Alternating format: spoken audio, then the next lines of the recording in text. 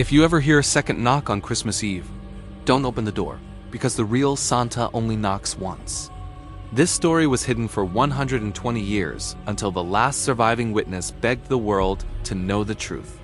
Elisa Marin never believed in Santa Claus. She was 12, old enough to know the difference between stories and reality. But that Christmas Eve in 1904, she learned that some stories are warnings, not fantasies. Her little brother Thomas still believed, of course. He was 6, with bright eyes and a laugh that could soften anyone. Their mother worked the night shift at the factory, and their father had died the previous winter. So it was just the two of them in the creaking wooden house on Hollowbrook Road, trying to make Christmas feel like Christmas. It was snowing heavily, the kind that swallows sound.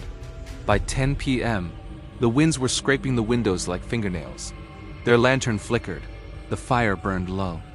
Elisa told Thomas stories until he finally fell asleep by the tree, clutching a wooden toy soldier. She tucked a blanket around him and was heading to bed when... Knock, knock. 2 slow knocks against the front door. Elisa froze. Their mother wasn't due home until dawn. No traveler would be out in that storm. No neighbor would visit this late. She stood silent, listening. A voice drifted through the wood, deep, old, and cracking like burning logs. "Marin, children, I have gifts for you." Elisa felt her stomach drop. She had heard that voice before. Every child in the village had. Each December, the elders would tell the same warning. Never answer a second knock on Christmas Eve. The one who knocks twice is not St. Nicholas. But those were just stories, right? She backed away from the door, slowly, heart pounding. Thomas was still asleep by the tree, unaware. Then, knock, knock. The second knock was stronger, impatient. Snow hissed against the windows as if the storm itself was listening. Elisa whispered, "Go away." The voice outside shifted, stretching into something colder. Elisa opened the door. Her blood turned to ice. How did it know her name? She grabbed Thomas, shaking him awake. "We need to go. Now." Still groggy, he asked, "Is Santa here?" But before she could answer, the doorknob began to twist.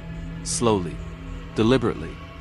Elisa shoved a chair under the handle and dragged Thomas toward the back of the house.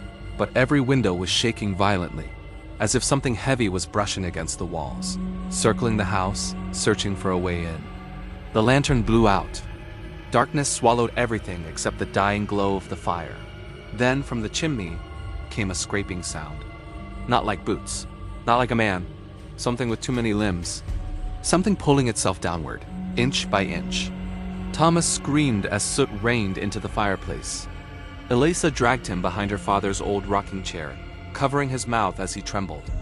She peeked over the edge. A long, pale hand slid out of the chimney first, impossibly thin, covered in ash. Then another. Then something like a face, but stretched, cracked, smiling too wide, with a beard that seemed more like tangled roots than hair. He dragged himself through the ashes until he took form. Tall, bony, wearing a torn red coat that hung from him like wet skin. Not Santa Claus. Something older. Something that had worn the legend like a mask. Its voice rattled the walls. "Children, where are my gifts?" It reached into its coat and pulled out a small leather sack. It opened the sack and shook it. The sound was unmistakable. Bones. Tiny bones. Thomas whimpered despite Elisa covering his mouth. The creature's head twisted toward the noise too fast, like a puppet pulled by strings. It crawled toward them, leaving long tracks in the soot.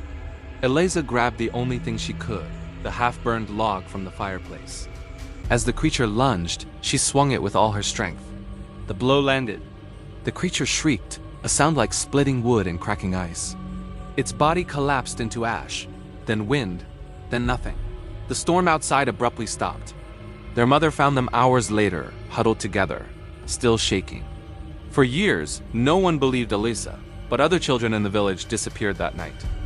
And every Christmas Eve afterward, the elders repeated the same warning with a terrified conviction.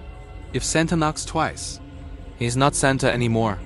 Elisa grew old, but she never forgot that face in the ashes. And before she died, she asked that her story be written down so no child would repeat her mistake. Tonight, you've heard it. If you want part 2, the truth behind the creature wearing Santa's skin, comment tell me the next chapter.